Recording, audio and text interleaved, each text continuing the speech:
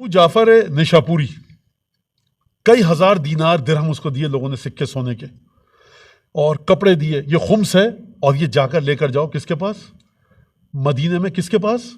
امام موسیٰ کاظم نہیں، امام صادق کے پاس۔ یہ کس سن کا واقعہ ہے؟ 148 ہجری کا۔ اب جب یہ نیشاپور سے چلا مدینہ پہنچا، 148 ہجری میں کس کی شہادت ہوئی ہے؟ امام صادق کی۔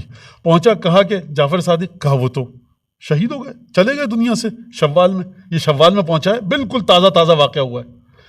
کہا کہ اچھا، جو خالص مومنین تھے نیشاپور میں، انہوں نے کہا تھا دیکھو یہ لفافہ ہم تمہیں کاغذ دے رہے ہیں اور اس پر 3 مہریں لگا کر دے رہے ہیں۔ مہر کیا ہوتی تھی؟ ویکس، موم جو ہوتا تھا اس کو پگھلایا جاتا تھا، اس کو لاگ کہتے تھے، میں پہلے بھی بتا چکا ہوں، اس کو ٹپکایا جاتا تھا اور آپ کی انگوٹھی پہ جو لکھا ہے وہ آپ دبا دیتے تھے تو یہ سیل لگ گئی۔ انویلپ تو ہوتے نہیں تھے پہلے، بہت پیسے والوں کے پاس انویلپ ہوتے تھے، ورنہ تو اس لیٹر کو اس طرح سیل کیا جاتا تھا۔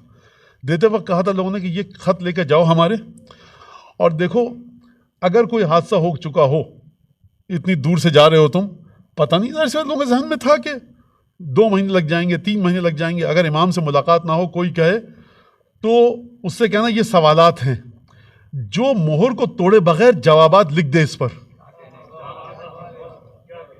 بخدا سلام ہے ان لوگوں کو، اور ماتم ہے ہمارے دور کے بچے اور بچیوں تو کیا بڑوں کی عقلوں پر، کہ جو امامت کو سمجھ ہی نہیں پا رہے۔ یہ 1200 سال پہلے کا واقعہ میں آپ کو بتا رہا ہوں۔ کہا کہ یہ بتائے، اور جو بتائے کہ فلاں کا مال اتنا ہے، فلاں کا مال اتنا، اس کو دینا پیسے۔ جو کہے کہ لفافے دو، کھول کے پھاڑ کے سیل توڑ کے میں پڑھوں گا پھر جواب دوں گا، تو یوں چپ کے اٹھ کے آ جانا، وہ ہمارا امام نہیں ہے۔ پھر کون ہے امام؟ ہمیں نہیں پتا، وہ نہیں ہے۔ اب یہ شخص چلا، آپ جانتے ہیں کہ جب نیشاپور سے چلے گا تو جب نیشاپور سے آئے گا تو داخل ہوگا کہاں پر؟ عراق میں، کیونکہ خشکی کے راستے آ رہا ہے۔ جب عراق میں داخل ہوا تو یہ شخص کہتا ہے کہ میں گیا کہاں پر؟ عراق میں جب داخل ہوا کوفے میں، تو زرت مولائی امیر المؤمنین، یہ ابو جعفر نیشاپوری گیا امیر المؤمنین کی قبر پر زیارت کرنے کوفے میں۔ نجف اس وقت کوئی نہیں کہتا تھا، یہ بعد میں نام نجف پڑا ہے۔ کہتا ہے میں گیا امیر المؤمنین کی قبر پہ۔ اب یہ واقعہ مسجد کوفہ کا ہے، سہلہ کا ہے، امیر المؤمنین کے حرم کے پاس کوئی مسجد تھی نہیں سمجھ میں آ رہا روایات سے اتنا واضح، لیکن بہرحال جو امام موسیٰ کاظم نے جب مدینہ پہنچا اور گفتگو کی تو امام موسیٰ کاظم نے کہا کہ ہمارے جد کی مسجد، بہرحال یہ آس پاس کہیں مسجد تھی۔ اب یہ بیٹھ گیا کر اس نے دیکھا کہ فرع شیخن، اور ایک بوڑھے کو دیکھا کہ یہ درس دے رہا ہے اور فقہا بڑے بڑے علماء اس سے سوال کر رہے ہیں، بڑے بڑے بوڑھے علماء اس سے سوال کر رہے ہیں، یہ خود بھی بوڑھا ہے۔ یہ پریشان ہوا کہ یہ کوفے میں کیا سلسلہ ہے۔ کہا کہ یہ کون صاحب ہیں جو درس دے رہے ہیں؟ کہا کہ خدا کے درود و سلام ہو امام سجاد علیہ الصلوۃ والسلام پر۔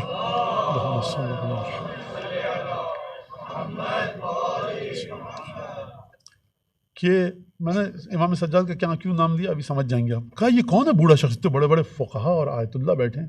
کہا کہ یہ ابو حمزہ سماری ثابت ابن دینار، چوتھے امام کا شاگرد۔ ایک شاگرد بوڑھے بوڑھے فقہا بیٹھ کے سوال کر رہے ہیں۔ اچھا یہ علم ہوگا، گیا مصافحہ کیا، گلے ملا۔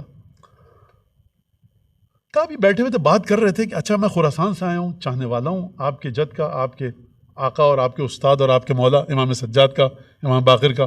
گفتگو ہوئی، یہ ابو جعفر نیشاپوری نیشاپور سے آیا ہے، اور ابو حمزہ سمالی سے ملاقات ہوئی، یہ کہاں پر؟ امیر المومنین کے حرم کے پاس، یہ درس دے رہا ہے، کوئی مسجد ہوگی، کوئی حجرہ ہوگا، کچھ بھی ہوگا۔